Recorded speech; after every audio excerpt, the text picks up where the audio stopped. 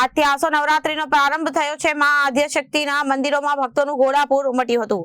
સુરતના પૌરાણિક અંબાજી મંદિરમાં વિશેષ આયોજનો કરવામાં આવ્યા હતા। અંબા માતાના અલૌકિક શણગારથી ભક્તો ભાવીભેર થયા હતા। આજથી આસો નવરાત્રીનો પ્રારંભ થયો છે। માં આદ્યશક્તિના મંદિરોમાં ભક્તોનું ઘોડાપૂર ઉમટ્યું હતું। સુરતના પૌરાણિક અંબાજી મંદિરે વિશેષ આયોજનોમાં માં અંબાના અલૌકિક શણગારથી ભક્તો ભાવીભોર થયા હતા અને બોલ માંડી જય અંબેના નાદથી મંદિરે પરિસર ગુંજી ઉઠ્યું હતું। ભક્તોએ શ્રીફળ, ચુંદડી અને પ્રસાદમાં અંબા માતાને અર્પણ કરી ધન્યતા અનુભવી હતી। જય માતાજી, ચંદ્રિકાબેન મકવાણા બોલું છું। આજે શરદ નવરાત્રનું પહેલું નવરાત્ર છે। અહીં ભક્તોનો ધસારો આજથી શરૂઆતથી જ વધી રહ્યો છે। સવારે 5 વાગ્યાના ભક્તો આવ્યા છે। અમે 5:30 મંદિર ખોલી નાખ્યું છે।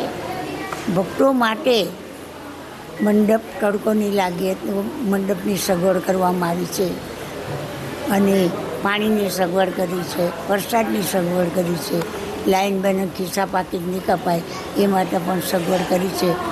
ગાડીઓ આવતી હોય અમુક ઉંમરવાળા એને માટે પાર્કિંગની સગવડ કરવામાં આવી છે।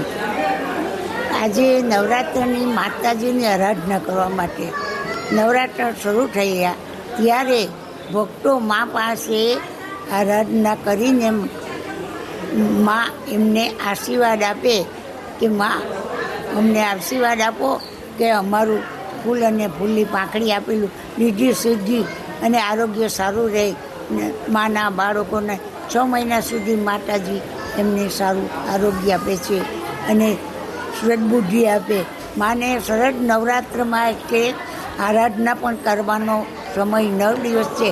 આ વર્ષે માતાજી 10 દિવસ નવરાત્રના છે તો મારા ભક્તો એના 9 10 દિવસ આરાધ કરી ગરબા ગાશે।